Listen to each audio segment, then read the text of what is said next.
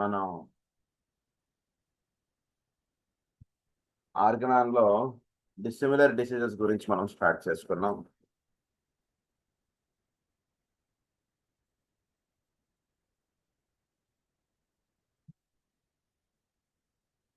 అంటే రెండు విరుద్ధముగా ఉన్న రూపములు, జబ్బులు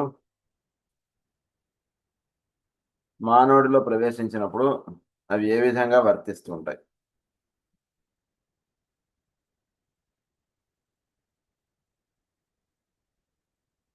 సూత్రం నెంబర్ 42. వీళ్ళందరూ కూడా దయచేసి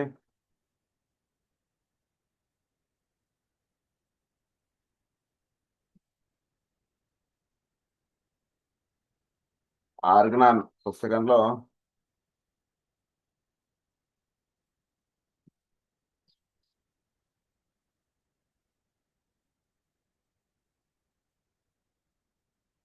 సూత్రం 35, 36 మనం చెప్పుకున్నాం.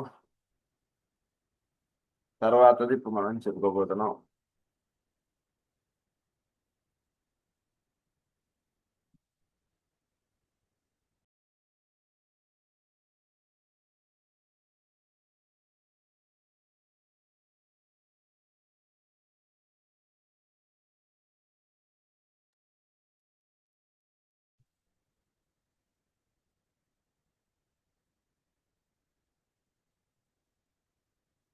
మొదటిది మనం ఏమని చెప్పుకున్నాం అంటే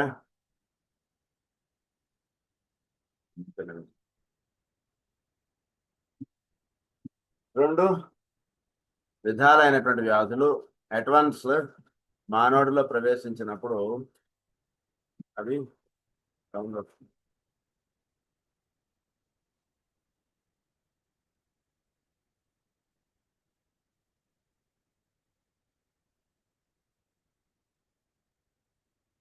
అడ్వాన్స్ మానవుడిలో ప్రవేశించినప్పుడు మొదటిది ఎక్కువగా ఉందనుకోండి, మొదటి వ్యాధి ఎక్కువ బలమైంది అనుకోండి, అప్పుడు ఏ రెండో వ్యాధి కూడా వాడికి చేరనీయకుండా చేస్తుంది.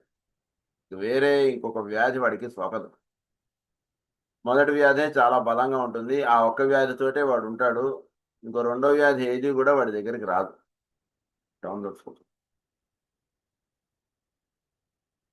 సో ఆ విషయం ఒకటి మనం చెప్పుకున్నాం. సోరా అనేటువంటిది ఒక దీర్ఘ వ్యాధి, చాలా బలమైనటువంటి వ్యాధి. అది ఒంట్లో ఉన్నప్పుడు దానికన్నా బలమైనటువంటిది ఇంకొకటి లేదు కాబట్టి అది ఒంట్లో ఉండగా ఇంకొక వ్యాధి మనిషికి రానియదు. ఇది మనం చెప్పుకున్నాం.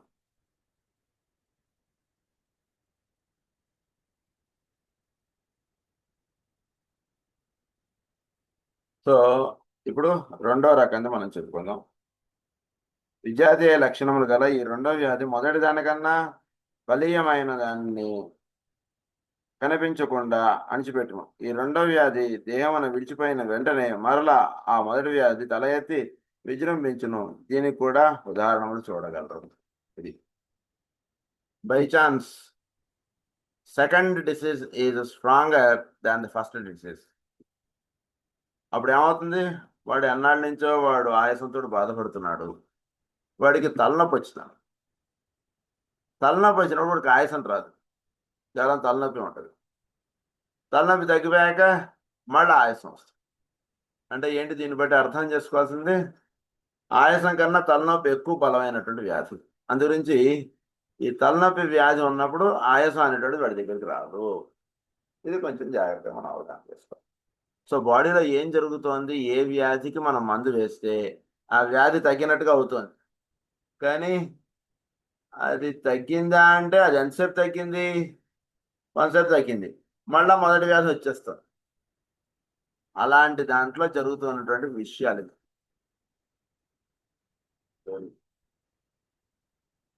సో దీన్ని మనకి ఏమని చెప్తున్నారంటే, మొదటి వ్యాధి కన్నా రెండో వ్యాధి బాగా బలమైంది అనుకోండి, అప్పుడు రెండో వ్యాధి మనిషిలో ఉంటూ ఉన్నప్పుడు మొదటి వ్యాధి వీడి దగ్గరికి రాదు.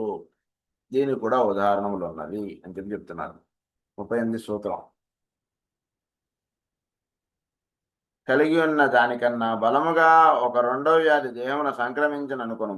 రెండింటిలో అది బలవంతమైనప్పుడు మొదటి దాని లక్షణములను తాత్కాలికంగా పూర్తిగా మాయం చేయును. ఈ రెండవ వ్యాధి తొలగిపోయిన వెంటనే మరలా ఆ మొదటి వ్యాధి లక్షణములు పైకి వచ్చేస్తుంది. ఇది జరుగుతుండేటువంటి విషయం. సో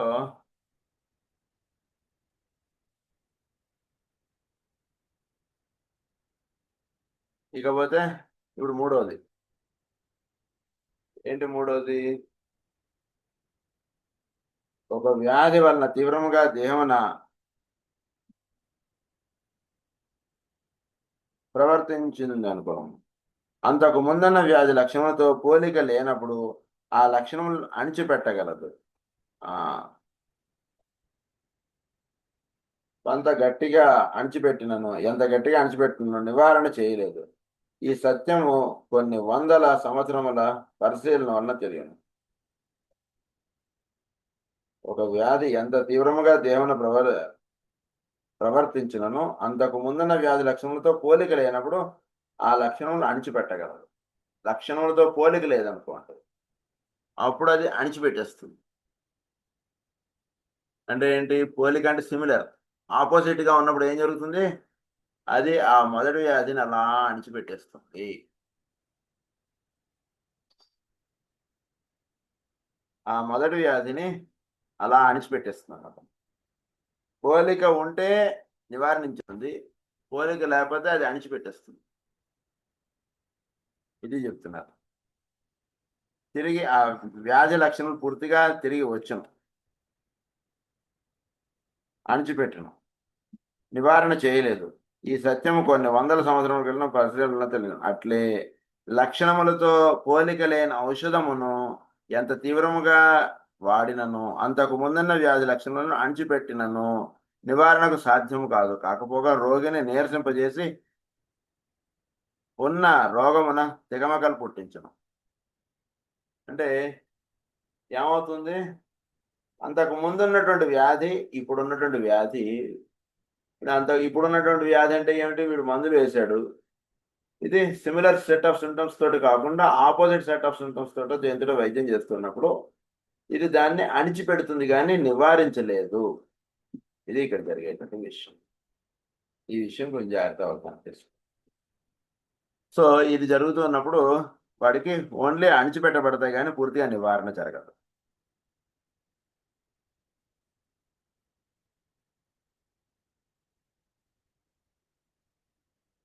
అప్పుడు ఏం జరుగుతుంది? ఇది నివారించలేదు కాబట్టి, అణిచిపెట్టి పెడుతుంది కాబట్టి అది కొంతసేపు అలా ఉంటుంది. ఎంత కాలం అణిచిపెట్టగలదో అంతకాలం అణిచిపెడుతుంది. తర్వాత అది మళ్ళా ఆ పాత వ్యాధి మళ్ళా పైకి వచ్చేస్తుంటుంది. థర్డ్ ఎగ్జాంపుల్ ఏమని చెప్తున్నారంటే, అంతకు ముందున్నటువంటి వ్యాధితోటి ఇది సింక్రనైజ్ అవ్వనప్పుడు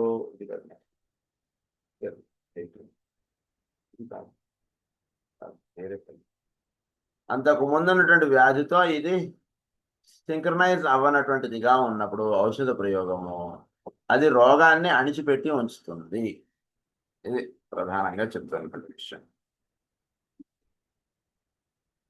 తర్వాత ఈ మూడో విధానంలో ఏం జరుగుతుందంటే, రెండు విజాతీయమైన వ్యాధులు ఒకదానితో ఒకటి నివారణ చేయలేవు గనక ఒకే శరీర తత్వమున సమకాలికముగా కాపురం చేయుటకు వీలున్నది. అడ్వాన్స్ బాడీలో వర్తించుతూ అది అలా కంటిన్యూ అవుతుంది. అంటే వాడి బాడీలో రెండు different set of symptoms run అవుతున్నప్పుడు ఒకటేమో లంగ్స్ పార్ట్ ఎఫెక్ట్ చేస్తుంది, ఇంకోటేమో లివర్ పార్ట్ లేదా ప్యాన్క్రియాస్ పార్ట్ ఎఫెక్ట్ చేస్తుంది. అంటే వాడికి ఏమవుతుంది? ఆయాసం ఉంటుంది, షుగరు వ్యాధి ఉంటుంది. రెండు ఎప్పటికీ తగ్గవు, అలా ఉండిపోతుంటాయి లైఫ్లో.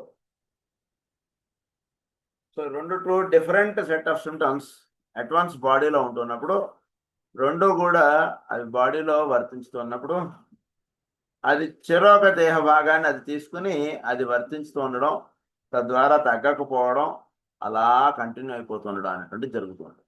ఇది ఇక్కడ జరిగేటట్టుగా మూడవది. ఈ విధముగా రోగి లక్షణములను సరిపడని ఔషధములను నిరంతరముగా వాడుట వలన ఉన్న వ్యాధితో సంబంధం లేని ఔషధ వ్యాధి వేరుగా కృత్రిమంగా వచ్చును. సో ఔషధ వ్యాధి అనేటువంటిది ఒకటి. So this is medicinal disease అనేటువంటిది ఒకటి స్టార్ట్ అవుతుంది బాడీలో. ఇది ఇక్కడ చెప్పేటువంటి రెండవ విషయం. కనుక ఈ రకంగా వ్యాధులు అనేటువంటివి బాడీలో తికమకలు పెడుతూ మనిషిని అనేక రకాలైనటువంటి ఇబ్బందులకు వాడిని గురి చేస్తుంటారు.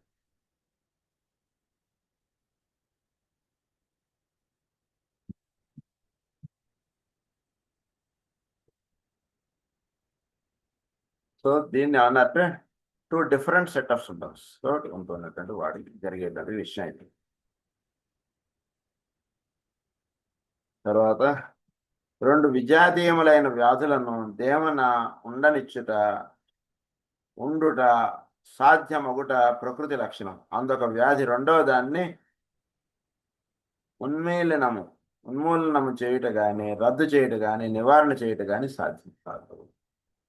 2 డిఫరెంట్ సెట్ ఆఫ్ సింటమ్స్ ఎప్పుడైతే బాడీలో వర్తిస్తూ ఉన్నాయో, అది వర్తిస్తూ ఉన్నప్పుడు ఏం జరుగుతుంటుంది, ఆ రెండు అలా కంటిన్యూ అవుతుంటాయండి.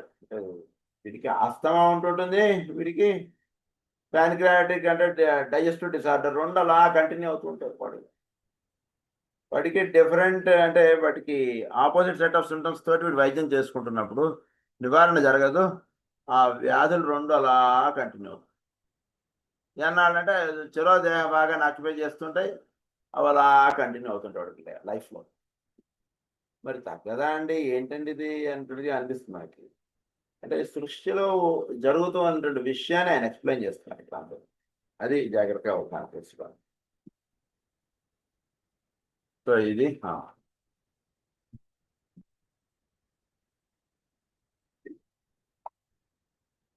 ఇప్పుడు 2 సారూప్యములు గల వ్యాధులు. ఇప్పటిదాకా చెప్పింది dissimilar diseases. 2 different set of symptoms తోటి ఉన్నటువంటివి ఎలా మనం ఐడెంటిఫై చేస్తాం అంటే చెప్పాను. ఇక్కడ 3 ఎగ్జాంపుల్స్ చెప్పాను. For your understanding I will repeat again. First set of symptoms లో ఏం జరుగుతుందంటే, first disease is stronger than the second disease. అప్పుడు రెండో వ్యాధి అనేటువంటిది వాడికి అసలు రానివ్వదు. అసలు మొదటి వ్యాధే వాడిని అలా కాపుగా వస్తుంది, ఆ వ్యాధితో వాడు అలా బాధపడుతుంటాడు. ఇంకొక వ్యాధి వాడికి రాదు. ఇంకొక జలుబు, దగ్గు, ఆయాసం, తల నొప్పులు ఇవేవి రావు. ఉదాహరణ వాడికి క్యాన్సర్ ఏదో వస్తుంది, ఆ క్యాన్సరే వాడు చనిపోయేంత వరకు అది అలా ఉంచుతుంది. ఆ క్యాన్సర్ తోటి వాడు చనిపోతాడు. ఇంకొక వ్యాధి వాడి దగ్గరికి రాదు. ఇది first type of disorder. Second type of disorder లో ఏం జరుగుతుంది,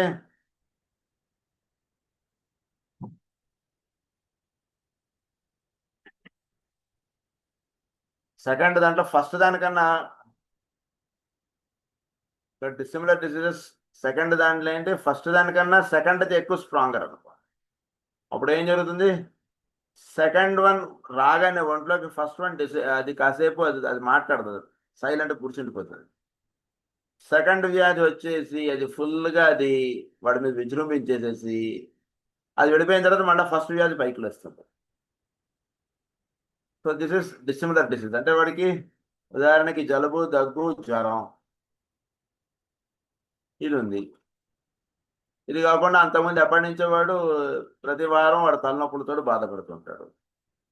ఈ ఆధారం మరి తలనొప్పి రాలేదు ఏమిటి వాడికి అని వీడు వెతుక్కోవాలి. లేదు వీడికి జలుబు, దగ్గు, జ్వరం వచ్చేసింది, దాంతో తలనొప్పి రాలేదు వాడు. నేను దీన్ని బట్టి అవగాహన చేసుకోవాల్సింది 2 డిఫరెంట్ సెట్ ఆఫ్ సింటమ్స్. ఆ వ్యాధి వచ్చేసరికి ఈ వ్యాధి కాసేపు మాట్లాడకుండా పక్కన కూర్చుండిపోతుంది అండి, ఫస్ట్ టైప్ ఆఫ్ డిసార్డర్. అప్పుడు రెండోది వచ్చే జ్వరం, జలుబు, దగ్గు ఇవన్నీ తగ్గిపోయిన తర్వాత మళ్ళీ నెక్స్ట్ అంటే మళ్ళీ తలనొప్పి వచ్చేస్తుంది. ఇది జరిగేది. ఇది సెకండ్ పాయింట్. థర్డ్ పాయింట్లో ఏమని చెప్పారు మనకి, ఉదాహరణకు 2 విరుద్ధముగా ఉన్నటువంటి వ్యాధులు ఒక బాడీలో ఉంటున్నప్పుడు అప్పుడు రెండోది దీంతో సంబంధం లేకుండా ఉంటున్నప్పుడు 2 చెరొక దేహ భాగాన్ని ఆక్యుపై చేసుకుని కూర్చుంటాయి. ఒకటి లివర్ని ఆక్యుపై చేసుకుంటే ఇంకొకటి వీడు థ్రోట్ని ఆక్యుపై చేసుకుంటుంది. ఉదాహరణకి ఒకటి థైరాయిడ్, ఇంకొకటి డయాబెటీస్. ఊరిన ఎగ్జాంపుల్. థైరాయిడ్ పార్టీకి థైరాయిడ్ టాబ్లెట్ వేసుకుంటుంటాడు, డయాబెటీస్ పార్టీ డయాబెటీస్ టాబ్లెట్ వేసుకుంటుంటాడు. 2 అలా కంటిన్యూ అవుతుంటాడు. డిఫరెంట్ బాడీ పార్ట్స్ని ఆక్యుపై చేసి అలా ఉండిపోతుంటాయి. This is third type of disorder. ఇవి 2 different set of symptoms. So దాని గురించి మీకు ఇక్కడ పాయింట్స్ ఏమని పెట్టామంటే, dissimilar diseases have different symptoms and patterns and different disease expressions. అది Medical expressions, they may coexist independently in the body. One disease does not necessarily cure or remove the other. Only suppress చేసి పెడుతుంది కానీ cure చేయడం అనేటువంటిది ఉండదు. Second example ఇందాక చెప్పిన దాంట్లో జాగ్రత్తగా అవగాహన చేసుకోవడం ట్రై చేయండి. 2 డిఫరెంట్ సెట్ ఆఫ్ సింటమ్స్ ఉంటున్నాయి. ఫస్ట్ వాడు దేనితో బాధపడుతున్నాడో దాన్ని రెండో వ్యాధి వచ్చిన తర్వాత అది కాసేపు అణిచిపెట్టేస్తుంది. అణిచిపెట్టేసింది వీడు ఏమనుకుంటాడు అంటే తగ్గిపోయింది కదా అని అనుకుంటాడు. కానీ ఆ రెండో వ్యాధి తగ్గిపోగానే ఆ మొదటి వ్యాధి మళ్ళా వచ్చేస్తుంది. మళ్ళా వచ్చే ఆధారం వచ్చేటికి మళ్ళీ వీడికి తలనొప్పి వచ్చేసింది. ఇది ఈ విషయం ఇక్కడ.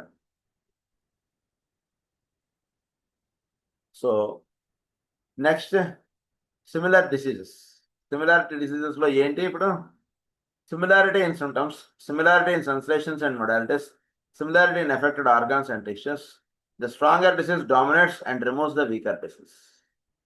రెండు సిమిలర్ డిసీజెస్ అండి. అంటే ఉదాహరణకి వీడికి దగ్గు, సీజనల్ దగ్గు ఉంటుంది, క్రానిక్ బ్రాంకైటిస్ ఉంది. రెండు similar set of symptoms. Seasonal వలన వీడు ఏదో చల్లటి నీళ్ళు తాగేశాడు, దానివల్ల దగ్గు వస్తుంది. క్రానిక్ బ్రాంకైటిస్ వలన దగ్గు వస్తుంది. రెండు similarity in symptoms, similarity in sensation and modalities. దీనివి రాత్రిపూటలు వచ్చి కూర్చొని తగ్గడం అది ఇది ఉంటూ ఉంటుంది వాడికి. వాడు తగ్గినప్పుడల్లా కఫం ఉమ్మేసుకోవడం, కాసేపు అలా రాత్రంతా బాధపడుతూ ఉండడం, మళ్ళీ ఎప్పుడో వాడు లేచి మళ్ళీ పడుకోవడం, ఆ దగ్గు ఎప్పుడో తగ్గినప్పుడు పడుకోవడం. ఇలాంటి సింటమ్స్ అప్పుడు ఉంటాయి, ఇప్పుడు ఉంటాయి. Similarity in affected organs and tissues. Away lungs ఇక్కడ ఎఫెక్ట్ అయింది, అక్కడ ఎఫెక్ట్ అయింది. కానీ ఇక్కడ ఏం జరుగుతుందంటే ఈ 4th పాయింట్ జాగ్రత్తగా అవగాహన చేసుకోవాలి. The stronger disease dominates and removes the weaker disease. ఈ సీజనల్ ట్రబుల్ ఏదైతే వచ్చిందో ఇది బై ఛాన్స్ కోవిడ్ లాంటిది స్ట్రాంగర్ వన్ అన్నమాట. వాడికి every year every time season change అవగానే వచ్చేటువంటి బ్రాంకైటిస్ ఈ వ్యాధి దగ్గర ఇంకా మళ్ళీ వాడికి రాదు. ఆశ్చర్యం వేస్తున్నారు. నేను కోవిడ్ వచ్చి తగ్గిన తర్వాత నుంచి అంటే ఊరిన ఉదాహరణకి కోవిడ్ వచ్చి తగ్గిన తర్వాత నుంచి ఏంటోనండి నాకు ప్రతి సంవత్సరం ఎండాకాలం వెళ్ళిపోయి మళ్ళీ వానాకాలం రాగానే నాకు జలుబు దగ్గులు వచ్చి అవి రావట్లేదు సార్ అంటాడు. ఏం జరిగింది ఇక్కడ? ఈ సెకండ్ టైం వచ్చినటువంటి second disease is stronger than the first disease, having similarity of symptoms, and అది తగ్గిపోయేటప్పుడు లోపల ఉన్నటువంటి వీకర్ డిసీజ్ అని కూడా పూర్తిగా తగ్గించేస్తుంది. చాలా అసలు ప్రకృతిలో ఉన్నటువంటి ధర్మములను, ప్రకృతిలో జరుగుతున్నటువంటి సహజంగా జరుగుతున్నటువంటివి హనుమాన్ గారు ఎంత గొప్పవారైతే ఆయన అది ఆయన థింక్ చేసి అదే ఐడెంటిఫై చేస్తారు. ఒకసారి ఆలోచించారు. ఊరినే జస్ట్ మనం హోమియోపతి నేర్చుకోవడం నెమ్మదిగా వెళ్దాం, కంగారు ఏం పడకండి. మీ అందరూ కూడా చక్కగా వైద్యం చేసేట్టుగా మనకి మాస్టర్ గారు గ్రంథాలు ఇచ్చారు. ఆ రకంగా చెప్పుకుందాం మనం. ఎవరు కూడా కంగారు పడకండి. But to go to that step, let us understand each step thoroughly. That is my intention. అదిగా సార్ అదొక్క స్టెప్ చెప్పండి. పేషెంట్ రాగానే సల్ఫరా, లైపోపోడియమా, క్యాల్కేరియా కార్బై ఏది వేయాలి, ఎట్లా తెలియాలి అది చెప్తాను. బట్ నేను చెప్పేటువంటి పాయింట్ ఏంటంటే ఫస్ట్ అసలు ఇక్కడ ఈ బేసిక్ పాయింట్స్ ఇలా అండర్స్టాండ్ చేసుకుంటారా, నేను జాగ్రత్త అవగాహన చేసుకుంటే అప్పుడు మీకు డిసిజన్ మనిషిని చూడగానే ఎలా మనం ఐడెంటిఫై చేయాలి, ఎలా వాడికి వైద్యం చేయాలి, ఏ పొటెన్షియల్లో మెడిసిన్ సెలెక్ట్ చేయాలి, ఇలాంటివన్నీ చక్కగా మీకు వచ్చేస్తాయి. సో ఈ స్టెప్స్లో మనం తేడాలుగా ఉన్నాం అనుకోండి, అక్కడ వెళ్ళి నిలబడినప్పుడు మనం జారిపోయే అవకాశాలు ఎక్కువ ఉంటాయి.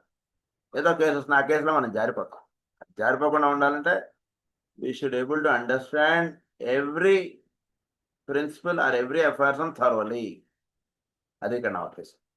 సో ఇక్కడ చెప్తున్నటువంటి ప్రస్తుతం పాయింట్ ఏంటంటే the stronger disease dominates and removes the weaker disease. అది చక్కగా అలా రిమూవ్ చేసేస్తుంది వీకర్ డిసీజ్.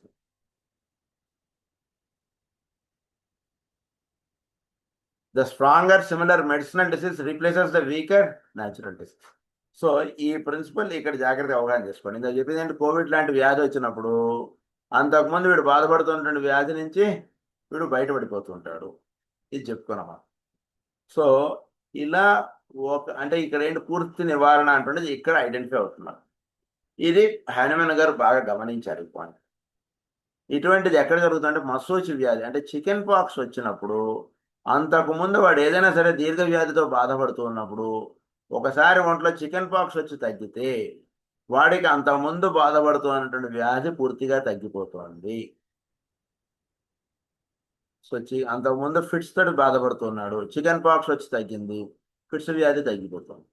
అంతకుముందు క్రానిక్ బ్రాంకైటిస్ తోటి బాధపడుతున్నాడు, చికెన్ పాక్స్ వచ్చింది వాడికి, చికెన్ పాక్స్ న్యాచురల్గా తగ్గింది, క్రానిక్ బ్రాంకైటిస్ తగ్గిపోయింది లైఫ్ టైం, ఇంకా మళ్ళీ రాలేదు వాడికి. ఇలాంటి మీకు chronic diseases by doctor Samuel హ్యానిమన్లో ఆయన ఎన్నో ఎగ్జాంపుల్స్ ఆయన పర్సనల్గా చూసి ఆయన గమనించి ఆయన చెప్పారు. సో ఆ రకంగా ఇలాంటి ఎన్నో ఎగ్జాంపుల్స్ ఉన్నాయి హ్యానిమన్ గారి దగ్గర. సో అలా మనకి ఆయన ఐడెంటిఫై చేశారు. ఇప్పుడు నెక్స్ట్ మనం ఐడెంటిఫై చేసుకోవాల్సినటువంటి పాయింట్ ఏమిటంటే, సరే మీరు చెప్పిందంతా బాగుంది సార్, ఇప్పుడు న్యాచురల్ డిసీజ్ చికెన్ పాక్స్ వస్తే కనుక ఎన్ని వ్యాధులు తగ్గిపోతాయి అంటారు, చికెన్ పాక్స్ రప్పించుకోవడం ఎట్లా, అయితే వారం రోజులు బాధపడతాం, పర్వాలేదు బాధపడదాం, బట్ అది రావాలంటే మనం ఏం చేయాలి? ఆ వ్యాధి వచ్చిందంటే అంతకుముందు ఎప్పటి నుంచో బాధపడుతున్నటువంటి వ్యాధి పూర్తిగా తగ్గిపోతుంది. సో ఇప్పుడు ఏం జరగాలంటే కనుక మనం ఆర్టిఫిషియల్గా వాడికి జబ్బు వచ్చేటట్టు చేయాలి. నిజానికి ఆర్టిఫిషియల్గా వాడికి డిసీజ్ రావాలి. వాడికి ఇక్కడ డిసీజ్ రావడానికి మనం ఏం చేయాలి? ఇప్పుడు ఆ విషయం మనకి హ్యానిమన్ గారు ఎక్స్ప్లెయిన్ చేస్తారు.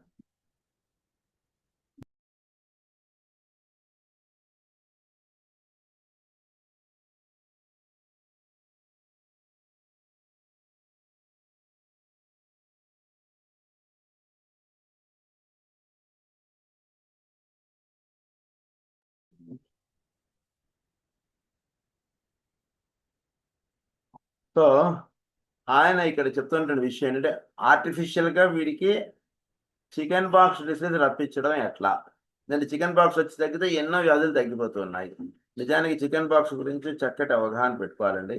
చికెన్ పాక్స్ రాగానే దాన్ని వైద్యం చేయించుకోవడానికి చాలా మంది వెళ్ళిపోతూ ఉంటారు. దయచేసి అలా వెళ్ళిపోయి చికెన్ పాక్స్ వచ్చినటువంటి దాన్ని తగ్గించుకోవడానికి చేయకండి. దానివల్ల బాడీ ఎంతో డ్యామేజ్ అవుతుంది. దాని గురించి నెమ్మదిగా మనం చెప్పుకుందాం. ప్రస్తుతం మనం సిమిలర్ డిసీజెస్ ఎలా మనకి ఇది చేస్తాయి, హెల్ప్ చేస్తాయి అంటుంది మనం చెప్పుకుంటున్నాం. సో ఈ వీకర్ డిసీజన్ పూర్తిగా స్ట్రాంగర్ డిసీజ్ తీసేస్తుంది. సో ఫస్ట్ వన్ది స్ట్రాంగర్గా ఉండి ఆ ఫస్ట్ వన్ దానికన్నా సెకండ్ది స్ట్రాంగర్గా సిమిలర్ డిసీజ్ వాడు ఒంటికి వచ్చినప్పుడు ఈ సెకండ్ డిసీజ్ ఫస్ట్ డిసీజ్ పూర్తిగా తీసేస్తుంది.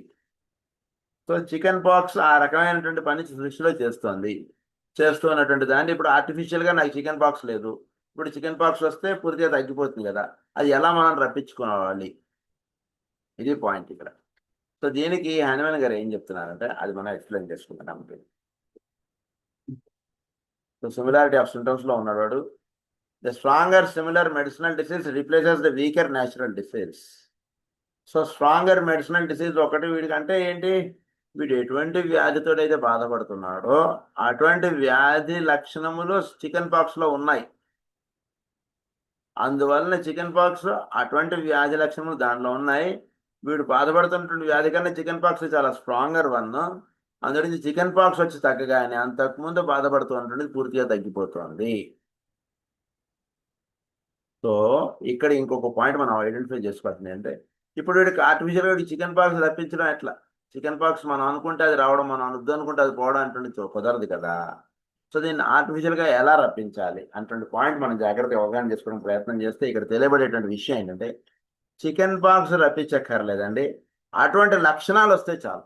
అంటే వాడు ఏ వ్యాధితో అయితే బాధపడుతున్నాడో అటువంటి లక్షణములు వాడి ఒంటి మీదకి తెప్పించగలిగితే,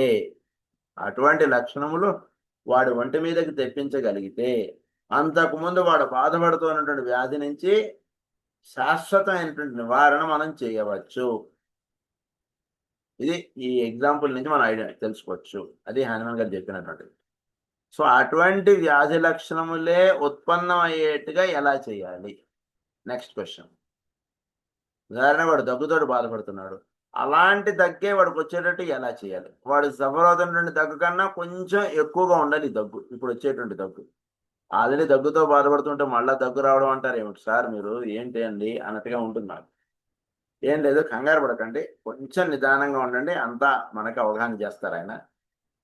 సో అటువంటి దగ్గే వాడికి ఒంటికి వచ్చేటట్టుగా చేస్తే వాడు ఎప్పటి నుంచో సంవత్సరాలుగా వాడు బాధపడుతున్నటువంటి దగ్గు, ఆయాసం పూర్తి నివారణ చేయవచ్చు. ఇది దీన్ని బట్టి ఆయన చెప్తున్నటువంటి విషయం. సో ఈ అంటే ఏం జరుగుతుంది, ఈ రెండో వ్యాధి వచ్చి ఒంటి మీద ప్రభావం చూపి అది వెళ్ళిపోయేటప్పుడు ఆ మొదటి వ్యాధిని కూడా ఒంట్లోంచి తీసేస్తోంది. It is removing the original natural disease along with this medicinal disease. అంటే మెడిసినల్ డిసీజ్ మనం ఉత్పన్నం చేసినటువంటి వ్యాధి ఎలా ఉండాలి అయితే ఇప్పుడు ఇక్కడ పాయింట్ ఉంది. అంటే వాడికి దగ్గు రావాలి, వచ్చినది ఎక్కువసేపు ఉండకూడదు, చాలా తక్కువ సేపే ఉండాలి. వచ్చి వాడు బాధపడుతున్నటువంటి వ్యాధి కన్నా ఈ వ్యాధి కొంచెం పెద్దదిగా ఉండాలి. ఉండి వాడు బాధపడుతూ ఉన్నటువంటి దగ్గు వ్యాధిని తీసేసి ఇది తగ్గిపోయేలోపు అది కూడా తీసేసుకుని వెళ్ళిపోవాలి. మళ్ళా వాడికి ఆ దగ్గు రాకూడదు. This is the principal. ఇది జరగాలండి మనకు. ఇది ఈ పాయింట్ కొంచెం జాగ్రత్తగా అవగాహన చేసుకోండి. సో ఇట్ షుడ్ ఆ కొత్తగా మెడిసినల్ డిసీజ్ అంటే ఒక మెడిసిన్ మనం ఒంటి మీద వేస్తే అది ఒక డిసీజ్ అంటే బాడీలో ప్రొడ్యూస్ చేస్తుంది. అది ఎలాంటి డిసీజ్ ప్రొడ్యూస్ చేయాలంటే సిమిలారిటీ ఆఫ్ డిసీజ్ ఉండాలి. డిసిమిలారిటీ ఆఫ్ డిసీజ్ ఉంటే it only suppresses the disease. If it is similarity of disease it removes the natural disease are already existing disease in the body. ఇది జరుగుతుంది. So what is this similarity of disease? ఇది మనం జాగ్రత్తగా అవగాహన చేసుకోవాలి. So వీడికి అంటే దీనికి ఏం చేయాలి, మనం మెడిసిన్స్ తోటి అనేక వ్యాధులు ఎలా పుడుతున్నాయి, ఎలా వర్తిస్తున్నాయి, వాడు బాధపడుతున్నటువంటి వ్యాధి ఎంత లోతుగా ఉంది, దానికన్నా కొంచెం లోతుగా ఉంటే చాలు. అంటే ఉదాహరణకు అది 49% ఉందనుకోండి, వీడు వేసేటువంటి మందు 49 ఉంటే సరిపోదు, 50 ఉండాలి. అంతకన్నా ఎక్కువ ఉండకూడదు. జస్ట్ కొంచెం ఎక్కువ ఉంటే చాలు. ఆ కృత్రిమంగా వచ్చినటువంటి వ్యాధి న్యాచురల్గా ఉన్నటువంటి వ్యాధిని కూడా తీసేస్తుంది అది వేడు. అంటే ఎప్పుడైనా సరే ఏదైనా వ్యాధి ఎంతసేపు ఉంటుంది, అయితే 1 రోజు 2 రోజులు 4 రోజులు. ఆ వెళ్ళిపోయేటప్పుడు ఈ న్యాచురల్ డిసీజ్ని కూడా తీసేసుకుంటూ అలా వెళ్ళిపోతుంది. ఇది జరిగేటువంటి ప్రక్రియ హోమియోపతిలో. Vital force reacts and restores health after medicinal influence subsides. So medicinal influence subside అయిపోగానే నెక్స్ట్ ఏమవుతుంది, వీడిలో అన్ని కూడా వైటల్ ఫోర్స్ చక్కగా అలా ఆర్గనైజ్ చేస్తాయి. అంటే ఏమైంది, అసలు ముందు మెడిసినల్ డిసీజ్ అనేటువంటిది ఒంటి మీద వచ్చి అంతకుముందు వాడి లాంటి డ్రెస్ వేసుకుని వాడిలాగే ఉన్నటువంటి న్యాచురల్ డిసీజ్ని మన ఇద్దరం కలిసి అలా టీ తాగుదాం పదా అంటుంది. ఏంటి, మెడిసినల్ డిసీజ్. వీడికన్నా కొంచెం ధనవంతుడిగా ఉన్నాడు, అందు నుంచి వీడు పిలిస్తే అది వచ్చేస్తుంది వాడిలో ఉన్నటువంటి న్యాచురల్ డిసీజ్. వీడు టీతో పాటు నాకు బిస్కెట్లు పెడతాడు, టిఫిన్ కూడా పెడతాడు పదా అని చెప్పి అది వచ్చేస్తుంది మాట. అలా వీడు మాట్లాడగలడు. వాడికన్నా కొంచెం తెలియగలవాడు కదా ఈ మెడిసినల్ డిసీజ్. వీడిని రారా అలా వెళ్దాం, మనం వెళ్ళి టీ కాఫీ తాగొద్దాం పదరా అంటాడు. వీడు చెప్పాడుగా న్యాచురల్ డిసీజ్ టక్కని వీడి మాట వినేస్తుంది అనమాట. ఎందుకంటే చూడడానికి అంతా వీడిలాగే ఉన్నాడు, వీడి దేశం వాడే ఉన్నాడు, అంతా వీడిలాగే మాట్లాడుతున్నాడు, అంతా వీడిలాగే ఉన్నాడు. మన ఊరు వాడే కదా పద వెళ్ళిపోదాం. ఏమైంది, వేరే ఊరు వాడైతే మనం భయపడాలి. ఇద్దరు హైదరాబాద్ వాళ్ళు చేరారు అనుకోండి, ఏమైంది ఇబ్బంది ఇక్కడ అని చెప్పి వీడు చేసేస్తాడు. అలా వేరే ఊర్లో ఇద్దరు గారు సరే వాడి మాట వీడు ఇద్దరు చాలా తొందరగా ఫ్రెండ్స్ అయిపోతారు. ఒకడి మాట ఒకడు వినేస్తాడు, ఈ రెండో వాడు ఒకడిని అలా పిలిచి బయటికి తీసుకెళ్ళిపోతాడు. అప్పుడు ఏమవుతుంది, అప్పుడు వీడి ఒంట్లో జబ్బు అనేటువంటిది ఉండదు. జబ్బు లేకుండా వీడి ఒంట్లో ఆ జబ్బు అనేటువంటిది ఉండదు. ఆ జబ్బు తగ్గిపోతుంది. జబ్బు తగ్గిపోయాక ఆ జబ్బు ఉండడం వలన వైటల్ ఫోర్స్ అంటే వీడి బాడీలో అన్ని దేహ భాగాలు కూడా చాలా కుదించుకుపోయి చాలా ఇబ్బందులు పాలవుతూ అలా ఉండిపోయాయి. ఎప్పుడైతే ఆ వ్యాధి అనేటువంటి వాడు బయటికి వెళ్ళిపోయాడో అప్పుడు వైటల్ ఫోర్స్ మళ్ళా వచ్చేసి అందరు మీరు మీ ప్లేస్లో హాయిగా కూర్చొని హాయిగా ఉండండి, ఇంకా మనకే స్వాతంత్రం వచ్చేసింది అంటాడు. అప్పుడు అన్ని దేహ భాగాలు చక్కగా వాటి ఫంక్షనాలిటీస్ వాటి పనులు అవన్నీ కూడా చక్కగా చేసుకోవడానికి జరుగుతుంది. ఇది జరుగుతుంది మన ఒంట్లో. సో వైటల్ ఫోర్స్ వాడికి వ్యాధి తగ్గిపోయిన తర్వాత ఏం జరుగుతుంది, నెమ్మదిగా బాడీని అంతా కూడా ఆర్గనైజ్ చేస్తుంటుంది. అది అంతా కూడా సెట్ చేస్తూ ఉంటుంది.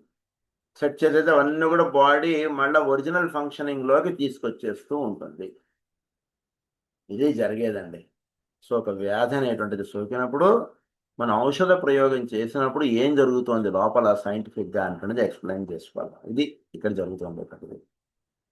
సో ఇక్కడ వాడు అయితే ఇక్కడ ఇంకొక పాయింట్ మనం అవగాహన చేసుకోవాల్సింది ఏంటంటే వాడికి 49 ఉన్నప్పుడు మనం 50 యూనిట్స్ ఆఫ్ డిసీజ్ వాడిలో ఒంట్లో ప్రొడ్యూస్ అయ్యేటట్టు చేయాలి.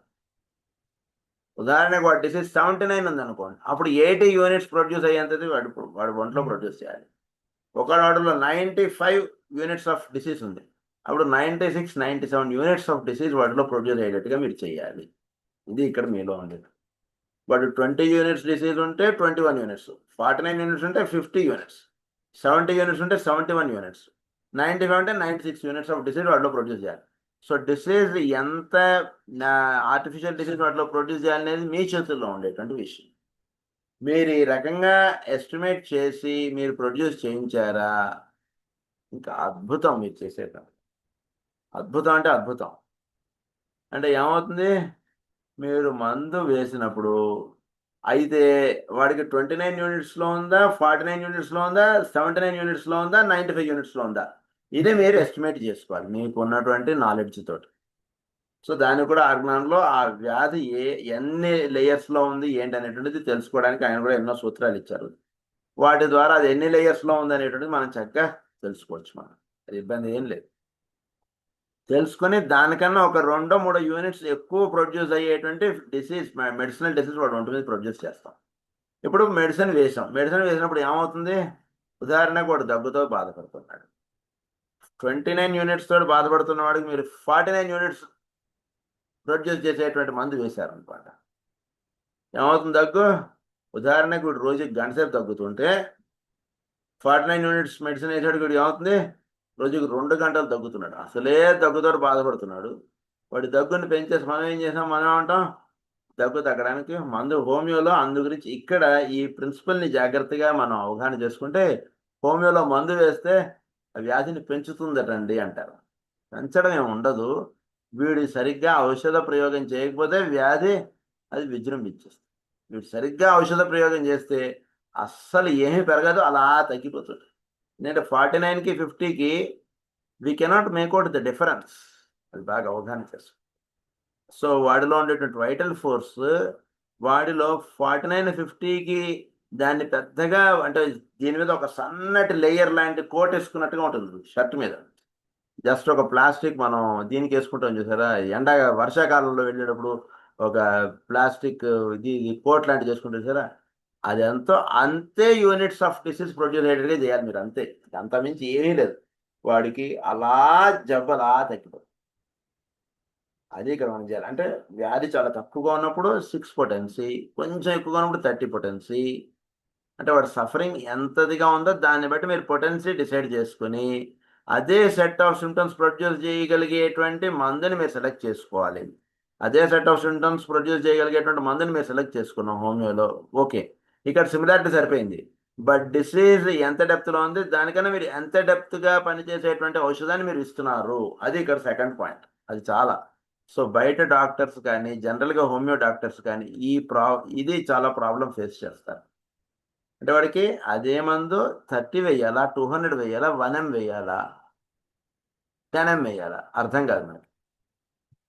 మనకు ఎక్కువ కంగారుగా ఉంది అనుకోండి, ఎక్కువ పొటెన్సీలో ఉండేటువంటి మందు వేసేద్దాం అంటున్నది ఉంటుంది. సో దీన్ని జాగ్రత్తగా అవగాహన చేసుకొని నెమ్మదిగా అదంతా అవగాహన చేసుకొని ఏం కంగారు పడకండి, అంతా అవగాహన చేసుకుందాం. సో ఇక్కడ చెప్తున్నటువంటి విషయం ఏంటంటే 29 యూనిట్స్ ఉన్నవాడికి 30 యూనిట్స్ ప్రొడ్యూస్ చేయగలిగేటువంటి మెడిసినే వాడికి వేసేటట్టుగా చూసుకోండి. అది ఇక్కడ విషయం మీరు అవగాహన చేసుకోవాలి. సో ఇవి మనకి examples of similar disease. So cowpox preventing small pox, certain skin eruption suppressing internal complaints. కొన్ని స్కిన్ ఎరప్షన్స్ ఉన్నాయనుకోండి, మన లోపల ఉన్న వ్యాధులు అలా అణిచిపెట్టేస్తుంది. ఎప్పుడైతే స్కిన్ వ్యాధి తగ్గుతుందో అప్పుడు లోపల వ్యాధి అలా విజృంభించేస్తుంది. ఇవన్నీ మనకి ఇలా.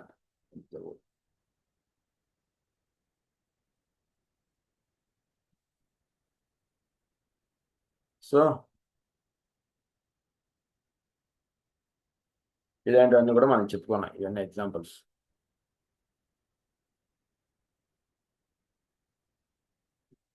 సో ఇక్కడ మనం చెప్తున్నటువంటి విషయం ఏంటంటే ఈ ఎగ్జాంపుల్స్ కూడా ఒకసారి మనం మీరు ఇంకొంచెం అవగాహన పెంచుతుంది. అది ఒకసారి చెప్పేస్తాను మీకు. Cowpox preventing small pox. Examples of similar డిసీజ్లో. అలాగే certain skin eruptions suppressing internal complaints.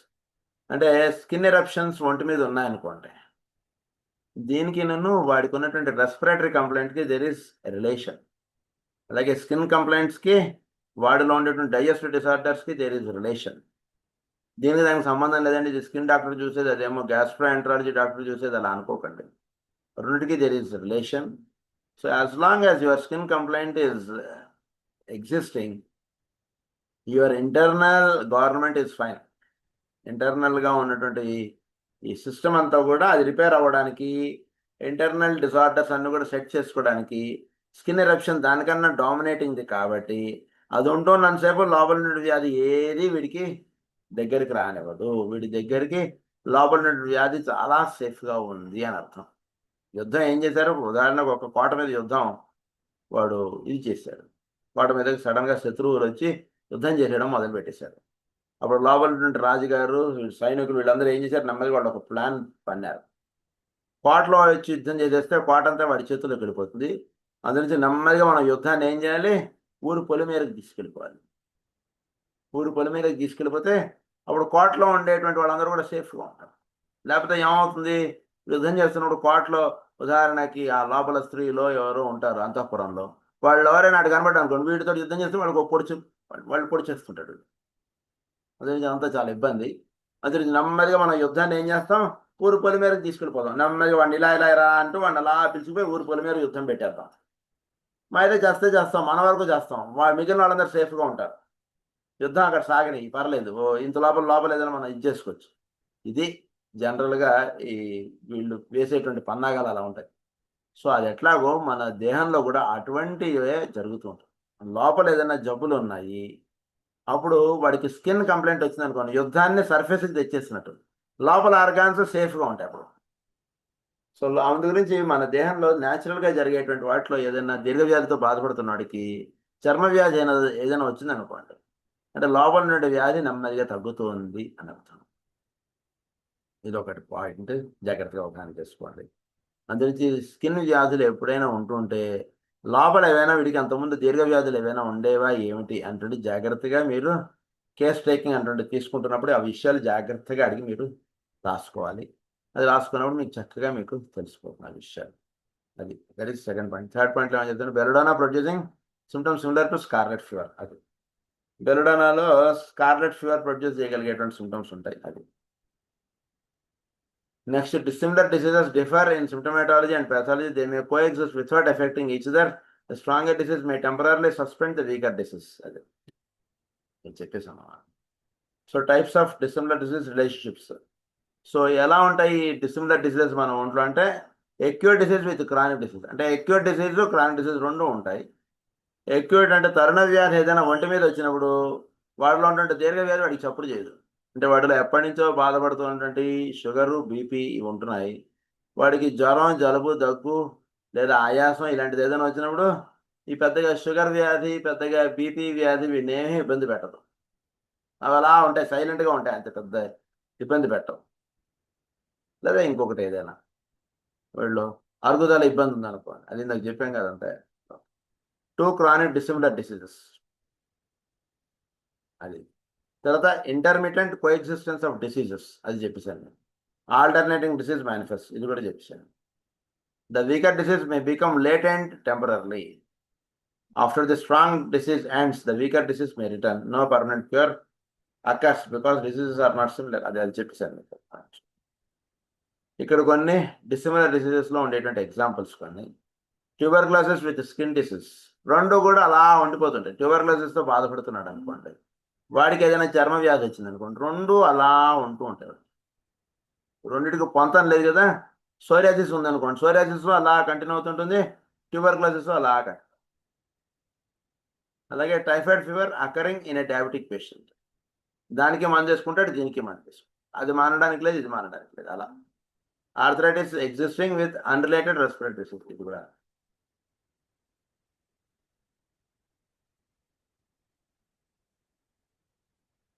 So ఇక్కడ రెండిట్లోనే జరుగుతున్నది ఏమిటి? సిమిలర్ డిసీజ్లో క్యూర్ అనేటువంటిది పాసిబుల్ అవుతుంది, డిసిమిలర్ డిసీజ్లో అణిచిపెట్టేయడం అనేటువంటిది ఎక్కువ జరుగుతుంది. రెండో వ్యాధి బలమైనటువంటిది ఉందనుకోండి, మొదటి వ్యాధిని అలా అణిచిపెట్టి అలా ఉంచుతుంది. అణిచిపెట్టడం అనేటువంటిది సిమిలర్ డిసీజెస్లో జరుగుతుంది. సిమిలర్ డిసీజెస్లో క్యూర్ అనేటువంటిది జరిగిపోతుంది. ఇది జాగ్రత్తగా అవగాహన చేసుకోండి.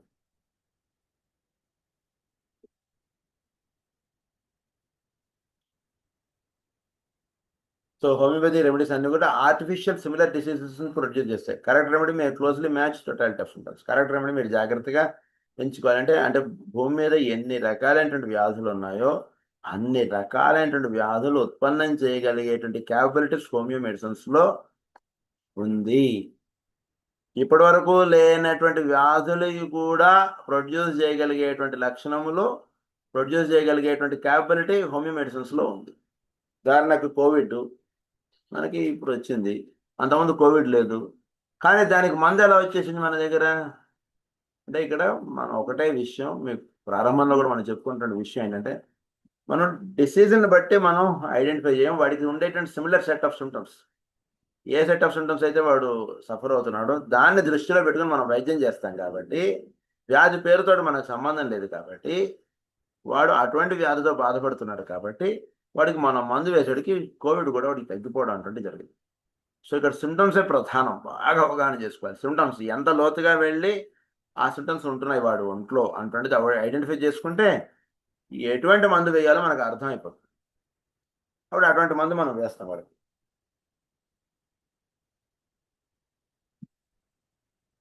అది ఇక్కడ రహస్యం. So importance in clinical practice helps in remedy selection. దీనివల్ల ఏంటంటే మనం రెమెడీ సెలెక్షన్ జాగ్రత్తగా అవగాహన చేసుకోవచ్చు. మనం వేస్తున్నటువంటి మెడిసిన్ వాళ్ళలో సప్రెషన్ చేస్తుందా, క్యూర్ చేస్తుందా, ఇది తెలియకపోతే మనం ఏమవుతుందంటే హోమియోపతిని కూడా ఎలోపతిగా ప్రాక్టీస్ చేసే వాళ్ళు ఉంటారు కొందరు. అందుగురించి ఆ మంది వేసుకుంటే యాంటీబయాటిక్ మంది వేస్తే వాడికి దగ్గు ఆయాసం తగ్గిపోతుంది. అది ఎలా వేసేసుకుంటుంటారు. అది వేస్తుంటే తగ్గుతుంటుంది, ఆపేస్తే మళ్ళీ దగ్గు ఆయాసం వచ్చేస్తుంది. అలాంటి పద్ధతిలో చేస్తే ఆ వైద్యం అలా కొనసాగుతుంటుంది. ఎన్నాళ్ళైనా సరే వైద్యం అలా కొనసాగిపోతుంటుంది వాళ్ళు. కనుక అటువంటిది పద్ధతి కాదు మనది. అందు నుంచి మనం వేస్తున్నటువంటి మందు వాళ్ళలో సప్రెషన్ చేస్తుందా, క్యూర్ చేస్తుందా, ఇది తెలుసుకోవాలి మీరు. సప్రెషన్ చేస్తే ఏం జరుగుతుంది, క్యూర్ చేస్తే ఏం జరుగుతుంది, ఒక ఉదాహరణ చెప్పేస్తాను. సప్రెషన్ అయితే వాడికి దగ్గుకు మందు వేసాం అనుకోండి, మనం మందు వేస్తే యాంటీబయాటిక్ వేసాము. యాంటీబయాటిక్ వేస్తే యాంటీబయాటిక్ పనిచేసినంతసేపు దగ్గు తగ్గుతుంది. మళ్ళీ యాంటీబయాటిక్ పనిచేయడం ఆగిపోగానే మళ్ళీ యథావిధిగా అంతకుముందు ఎలా ఉందో అలానే దగ్గు వచ్చేస్తుంది. దానికన్నా తక్కువ పరిమాణంలో రావడం ఉండదు. ఇంతకుముందు ఎంత పరిమాణంలో దగ్గుతో బాధపడుతున్నాడో అంత పరిమాణంతో దగ్గు వచ్చేస్తుంది. మళ్ళీ యాంటీబయాటిక్ వేసాం, మళ్ళీ తగ్గింది. మళ్ళీ 2 రోజులకు మళ్ళీ అంత పరిమాణంతో దగ్గు వచ్చేస్తుంది. అంటే ఏంటి, అక్కడ మీరు చేస్తున్నటువంటి వైద్యం ఓన్లీ సప్రెషన్కి వెళుతుంది కానీ క్యూర్ జరగట్లేదు అక్కడ. అందుగురించి వాడికి యాంటీబయాటిక్ కాదు వేయవలసింది అంటుంది మనం తెలుసుకోవాలి. తగ్గుతోంది కదంటే తగ్గుతోంది, కానీ తగ్గుతున్న సప్రెషన్లోకి వెళ్తుంది కానీ క్యూర్లోకి వెళ్ళట్లేదు. అందుగురించి ఇంకోసారి మూడోసారి వేసేటికి ఇంకోసారి యాంటీబయాటిక్ పనిచేయదు. అప్పుడు హాస్పిటల్ పరిగెడుతుంటాడు ఒక్కొక్కసారి. హోమియోపతిలో అన్నిటికీ తగ్గదు సార్, ఏదో కొంచెం మామూలు కండిషన్లో ఉన్నప్పుడు తగ్గుతుంది కానీ ఎమర్జెన్సీ కండిషన్స్ తగ్గదండి అనేస్తారు వాళ్ళు. ఎంత ఏంటి వీడు ప్రయోగం చేసేటువంటి దాంట్లో ఇవన్నీ ఉన్నాయి, వీడు మాట్లాడే మాటలకు అర్థాలు అది. సో అందుగురించి వీడు క్యూర్కి అటెంప్ట్ చేసినప్పుడు చక్కగా వాడికి యాంటీబయాటిక్ పనిచేయడం అయిపోగానే వాడికి ఇంకా మళ్ళీ దగ్గు రాదు, హాయిగా ఉంటుంది, చక్కగా అలా తగ్గిపోతుంది. Assess in chronic disease management prevents palliative and suppressive treatments. అయితే కొన్నిసార్లు వాడికి పాలియేటివ్ ట్రీట్మెంట్స్ ఇవ్వాలా లేదా క్యూర్ చేయాలా అంటున్నది ఎస్టిమేషన్ చేసుకోవడానికి డ్రగ్ సెలెక్షన్స్కి వాటికి ఈ సిమిలర్ డిసీజెస్ థియరీ మనకు చాలా హెల్ప్ చేస్తున్నారు అన్నమాట. Disease may move deeper into vital organs. ఇప్పుడు సప్రెషన్ చేస్తున్నాం అనుకోండి, అప్పుడు ఏమవుతుంది, ఇంకా లోతుగా అలా వెళ్ళిపోతుంది. ఎంత తొక్కి పెడదాం అనుకుంటూ అంత లోపల ఆర్గాన్స్ అవి ఎఫెక్ట్ అయిపోతూ వస్తుంటుంది. Suppression occurs. ఇదంతా మనం ఇంకోసారి సప్రెషన్ పాయింట్స్ మీకు చెప్పినప్పుడు ఇవన్నీ నేను చెప్తాను మీకు అక్కడ. సో అక్కడ ఈ పాయింట్స్ అని చెప్తాను. ఇక్కడ దాకా అవగాహన పెట్టుకోండి. నెక్స్ట్ క్లాస్ మీకు వాటి మీద అలా తీసుకెళ్తాను. ఇంతవరకు క్లాస్ చక్కగా అవగాహన అయిందా లేదా అది జాగ్రత్తగా చూడండి. ఏమైనా డౌట్స్ ఏమైనా ఉంటే ఇప్పుడు నెక్స్ట్ క్లాస్ డాక్టర్ శైలపుత్రి తీసుకుంటారు.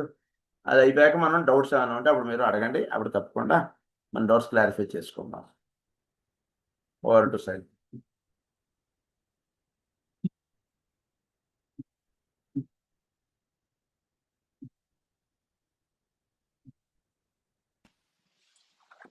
నమస్తే అండి.